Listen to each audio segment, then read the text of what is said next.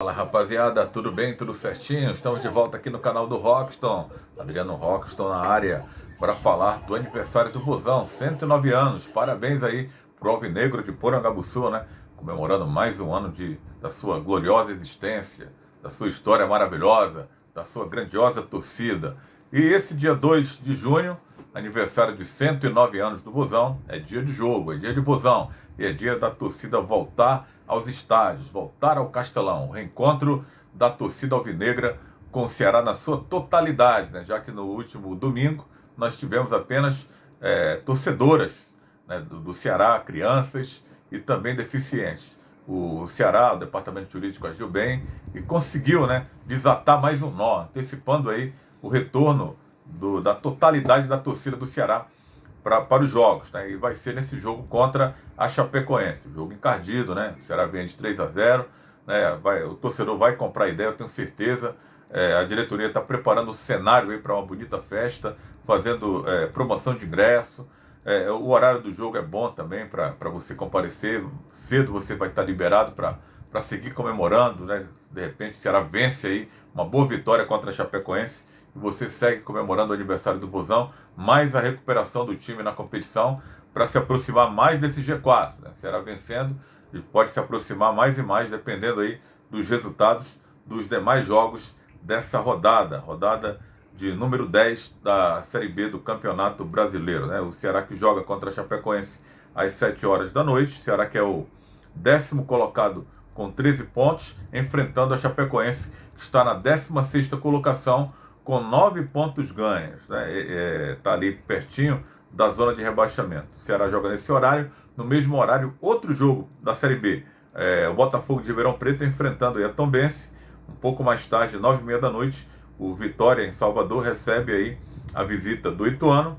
E lá em Criciúma, em Santa Catarina, o time da casa enfrenta o Atlético Goianiense também, 9h30 da noite dessa sexta-feira, né? Então, o Vozão aí tem seus problemas, a Chapecoense também tem seus problemas e vamos falar nesse vídeo aqui sobre isso.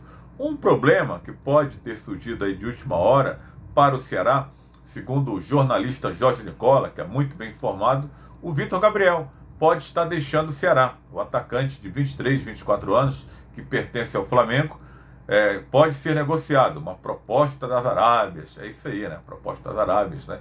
Tá pintando aí. Proposta das Arábias, lá no Rio de Janeiro, a galera fala que é uma proposta assim descabida, uma proposta assim que é um sonho maluco, né?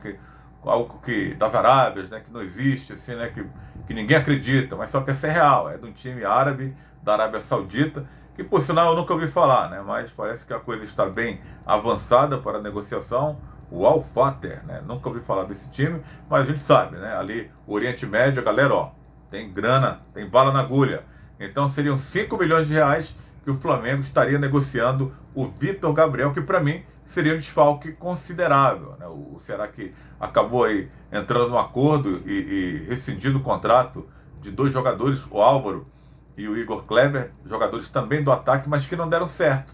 Diferente do Vitor Gabriel, que deu certo até demais. Tá? E o Barroca chegou, aí tem aquela história, né? O treinador tem seus preferidos, preferiu contar com o Nicolas no time titular, jogador mais experiente, 10 anos mais experiente do que o Vitor Gabriel, que vinha fazendo gols, né? O ataque vinha bem ali com o Eric, com ele, com o Janderson, e esse trio, que começou bem a temporada fazendo gols pelo Ceará, acabou perdendo espaço no momento que o time não largou bem na Série B. O Eric permanece no time, mas o Janderson e o Vitor Gabriel acabaram perdendo espaço. E o Vitor Gabriel fez aquele monte de jam, né, na internet, achando que poderia voltar a ser titular, causando na internet. Aí fizeram, todo mundo sabe, aquela coletiva constrangedora para fazer as pazes do Vitor Gabriel com o Nicolas, que os dois não se cumprimentaram no jogo contra o Novo Horizontino, na hora que um foi passar o bastão pro outro, né, um substituindo o outro. O Vitor Gabriel foi entrar em campo no lugar do Nicolas e os dois nem se olharam.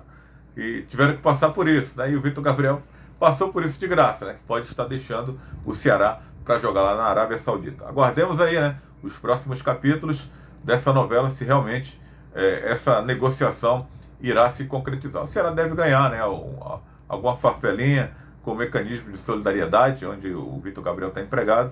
Então, algum percentual dessa negociação deve ficar para o time alvinegro, né? Isso se concretizar essa negociação do Vitor Gabriel. O Ceará tem que correr no mercado o mais rápido possível para tentar encontrar uma peça similar, uma peça que possa protagonizar. O Ceará precisa contratar jogadores para ser protagonista, né? Tem, claro, compreendo que tem que ter algum jogador ou outro para compor elenco, mas a saída do Vitor Gabriel, ele era, na minha visão, um dos protagonistas desse ataque. Então você tem que contratar um jogador com as mesmas qualidades, com o mesmo potencial.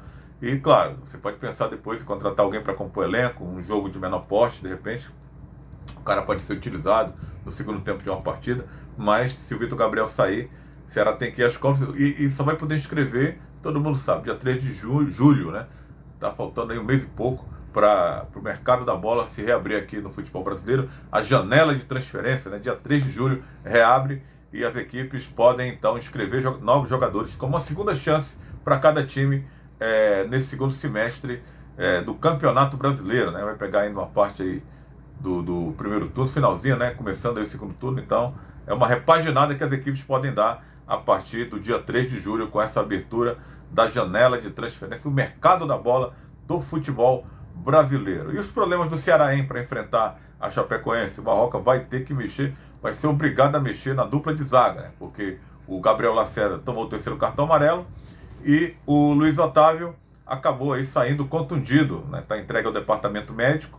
O Thiago, outro zagueiro, já estava no departamento médico e ainda assim foi punido, né? Está suspenso, nem se estivesse à disposição, não estivesse no departamento médico, não poderia jogar porque vai ter que cumprir também uma suspensão nesse jogo contra o time da Chapecoense. Menos mal o Ceará tem ali 2 jogadores da posição, não vai precisar improvisar. Quando você tem que improvisar aí, irmão, é complicado. Mas tem o Léo Santos e tem ali o David Ricardo, jogadores que podem fazer, entraram inclusive nesse último jogo, né, da derrota do Ceará. O David Ricardo entrou ali de forma emergencial na lateral esquerda, Danilo Barcelos muito mal naquele jogo, e o David Ricardo acabou entrando para quebrar um galho ali, não deu muito certo, né? O Ceará acabou perdendo o jogo por 3-0. E o Léo Santos entrou no lugar do Luiz Otávio, que saiu contundido. Então, uma dupla de zaga nova, de repente, vai que dá certo, né? São 2 zagueiros jovens, né, para tentar aí dar essa resposta aí para o time não tomar tantos gols como tomou no último jogo. Então, será que o Richard será o goleiro do Ceará, hein? Na pele do Barroca, o Barroca quis bancar o Richard de forma desnecessária nesse jogo. Falhou, tomou gol fácil, complicou na hora de querer jogar com os pés e passou toda uma intranquilidade para a defesa do Ceará. Será que ele vai insistir com o Richard? Né? Não seria a hora, né? Ele não teria nem voltado com ele, já que o Bruno Ferreira, o outro goleiro, tinha sido uma das melhores figuras do Ceará nessas 2 vitórias que ele conquistou fora de casa contra Criciúma e contra Londrina. Então vamos ver se o Barroca, será que vai insistir com o Richard, hein? Então, Bruno Ferreira ou o Richard, estou colocando o Bruno Ferreira por minha conta, né? Não duvido que o Barroca insista aí com o Richard no gol. O Kaique na lateral direita, porque apesar de não ser lateral, se apresenta melhor do que o Varley, né? Isso aí ninguém tem dúvida.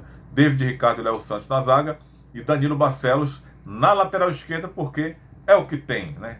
Não dá para inventar outro, é o que tem à disposição Danilo Barcelos. Tem que aturar ou surtar, né? Será tem que ir ao mercado e contratar urgentemente mais um lateral esquerdo, porque tem o William Formiga que está se recuperando no departamento médico. Meio campo, William Maranhão e Richarlison. Boa dupla de volantes que não esteve bem, como o restante do time inteiro praticamente, contra o time do Novo Horizontino. Pode ser mantido. Jean Carlos, será que vai ser mantido? Não foi bem também no jogo. E Chay, esse foi bem. Na minha visão, você pode até discordar, mas de todo o time que fracassou contra o Novo Horizontino, eu achei que o Chay foi o único jogador que se sobressaiu, e o cara não pode jogar sozinho, né? Mas foi quem ainda tentou fazer algo a mais e algo diferente no time. O Eric deve ser mantido, é o principal atacante que o Ceará tem. E o Nicolas, né? O Nicolas, até porque o Vitor Gabriel está na iminência aí de ser negociado. E hoje o Ceará só teria o Nicolas à disposição como centroavante. A não ser que ele mude esquema, não joga com centroavante, colocar um outro atacante de velocidade, o Janderson, ou o Eric Pulga, né? Que eu acho que também não é o caso, né? Já que não tem mais o Igor Kleber e nem o Álvaro na suplência, jogadores que deixaram o time do Ceará. A diretoria já começou a mexer no elenco, né? Dando uma enxugada, né, na folha, justamente para contratar mais atletas aí na abertura da janela de transferência. O time da Chapecoense vem com comando interino, demitiu o Agel Fuchs na última derrota aí da Chape para o Sampaio Correia. O Agel não resistiu, já contratou o Gilmar Dalpozo, porém, o cara malandrão não vai assumir nesse jogo na sexta-feira, não. Vai assumir só a partir de sábado. Então, a Chape terá um comando interino do técnico do Sub-20 da Chape. O Emerson Cris tem essa missão de assumir uma Chapecoense desfalcada aí de muitos jogadores, né, para esse jogo contra o time do Ceará. O desfalque aí, o Vitor Ramos, zagueirão, capitão do time, está no departamento médico, assim como o Gabriel Xavier, meio campo, que substituiu o Bruno Nazário, que também está lesionado, né, está lesionado na coxa. O Murilo, o atacante, está muito gripado, não embarcou para Fortaleza. O Maxwell, o atacante, também está entregue ao departamento médico. É um time inteiro, hein? Que coisa, hein? E o volante, Bruno Vinícius, esse está suspenso pelo 3º cartão amarelo. Então, a Chapecoense com João Paulo, Rony, Rafael Ribeiro, Rodrigo Freitas e Mancha. Pablo Oliveira, Casonati, Caio Mendes e Cristiano. A linha de frente com Alisson Farias e Ribamar. Esse aí é o provável time da Chape para enfrentar o time do Ceará. As equipes já jogaram 10 vezes, né? O Ceará venceu 5, 2 vitórias da Chape, 3 empates. E o último jogo aconteceu em 2021, com vitória de 1-0 para o Vozão, que aniversaria, né, nessa sexta-feira. E tomara, né, que o Ceará consiga aí conquistar mais 3 pontos na tabela para encostar nesse G4, ficar mais próximo ali. É o que eu espero, né? O Ceará ficar ali bem próximo do G4, contratar, né, dar uma reformulação, dar uma repaginada, né, no elenco, né, para poder se fortalecer, entrar no G4 no segundo turno e fazer o segundo turno bem acima do que foi o primeiro, com bem mais equilíbrio, se mantendo no G4 e subindo aí para a Série A do Campeonato Brasileiro, é o que eu espero, né? E que a largada seja a partir desse aniversário de 109 anos do Ceará, comemorado nesse dia 2 de junho, né? É isso, galera. A gente fica na torcida para que tudo dê certo e eu conto com a sua curtida, porque ela é importante. Você curtir, esmagar o like aqui no vídeo, para que o nosso vídeo, o nosso trabalho possa chegar para mais pessoas. E o que eu peço para você, se inscreve no canal, é de graça, você não paga nada e fortalece o nosso trabalho aqui no YouTube. Falando em trabalho, os meus outros trabalhos você pode acompanhar no rádio, por exemplo, no programa Café com Bola, que vai ao ar de segunda a sexta-feira, a partir de 7 da manhã, na Rádio Líder FM 92,1, com a apresentação do pepiteiro Guido Albuquerque, nos nossos comentários. E um pouco mais adiante, na TV Metrópole, canal 16.1, no programa Futebol Alegria. Esse vai ao ar de segunda a sexta-feira, a partir de 11 da manhã, com a apresentação do Kleber Tubarão e também os nossos comentários. Te espero por lá. Valeu!